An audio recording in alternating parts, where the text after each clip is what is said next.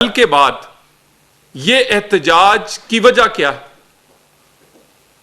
یہ شاید سب سے بڑی سوچنے کی وجہ ہے کہ مسئلہ جس کا حل ہو چکا، اس حل کے ہونے پر فریقین، جو کہ سب سے بڑا فریق غزہ کے لوگ اور فلسطینی تھے، وہ خوش ہیں، وہ مطمئن ہیں، اس کے باوجود احتجاج ان کے نام پر کیوں ہو رہا ہے؟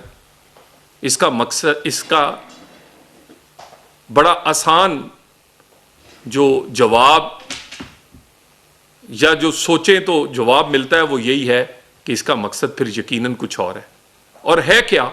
اس کا آغاز پچھلے 2 دن سے لاہور میں ان کے مرکز اور انفارچونیٹلی مسجد کو سیاسی دفتر بنا کر اپنے ذاتی مقاصد کے لیے مسجد کے پیچھے چھپ کے اور اس کے اندر سے ایسے کام کیے گئے جنہوں نے مسجد کا تقدس ہو،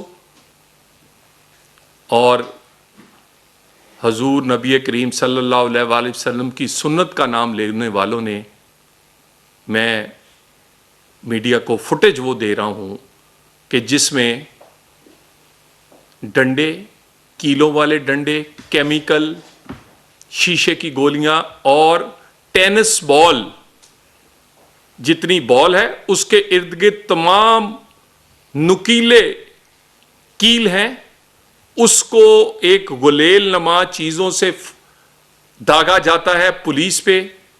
1 درجن سے زائد پولیس اہلکار اور رینجرز کے اہلکار زخمی ہیں۔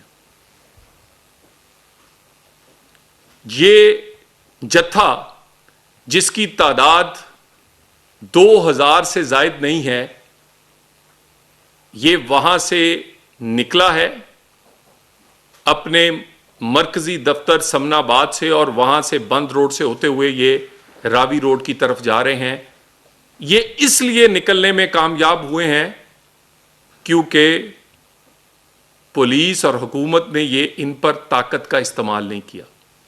ان کو سمجھانے کے لیے، ان کو بتانے کے لیے وہاں پر کچھ رکاوٹیں لگائی گئیں، مگر طاقت کا استعمال نہیں کیا گیا۔ نہیں تو کیا مجال تھی اس 2000 کی کہ یہ پاکستان کی سیکورٹی فورسز، خصوصاً لاہور پولیس، اگر روکنا چاہتی تو یہ رک نہ پاتے، لیکن پھر وہی راستہ اپنانا پڑتا جو مظاہرین کر رہے ہیں۔